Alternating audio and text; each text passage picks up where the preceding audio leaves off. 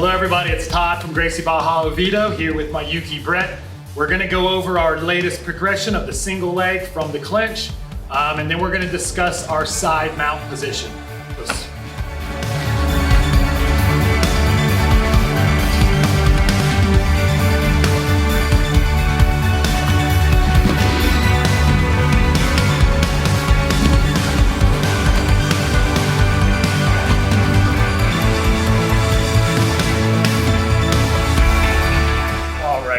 So we're introducing a new position.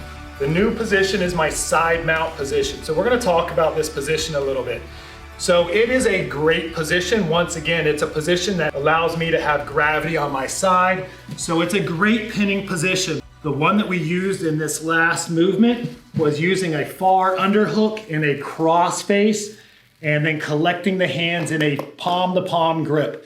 From this position, I like to drive that shoulder away. I want to make sure that I'm actually pinning my opponent's hip with my knee, and I have a really low, heavy base. So I'm keeping super low in this position. I want them to carry all of my weight, and just like in the mount, I'm not going to move until I feel my opponent stop moving. Once we get to the mat, I'm probably going to be faced with a lot of energy. So I use this pin to get to position to ride out my opponent's first movement. So I'm not moving to the mount until my opponent stops with the flailing. So we use this as a pin, and if you're a blue belt or a higher level in jiu-jitsu, this is a great position. There's a lot of different ways we can work this position, and there's a lot of submissions. But what we're looking at in this series is self-defense and beginner-oriented jiu-jitsu. So even though this is a superior position that I can attack from, the problem is I need to use my hands for the control of this position.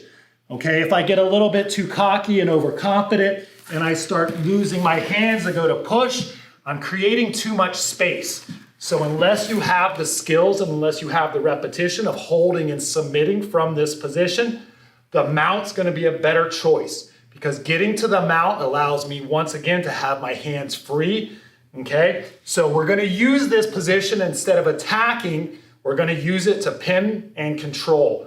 Once we pin and control our opponent, so remember, I don't wanna try to move while he's moving. So if he's exploding and I'm trying to get to the mount, I've just created all that space, okay? So ride out that initial wave of explosions of staying heavy.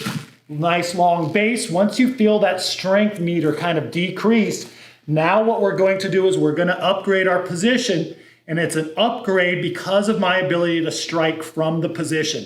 So from here, we're going to take that knee that's on the inside hip.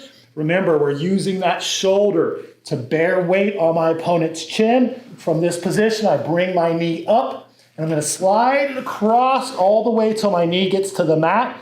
So I have both knees on the mat. I'm going to walk this hand up. Once this hand is walked up, we're going to circle that foot back around. And now we're back into our mount. So remember, cross mount is a great position for control, but it doesn't allow me to have my hands free. I have to commit a little bit more upper body to keep that position. So once we're able to get back to our mount, we're now in a position to talk our way out or finish the fight. Okay, so our progression, side mount, we do have submissions and we have attacks, but if you haven't drilled these positions yet, it's going to be hard to do in a stressful situation of self-defense.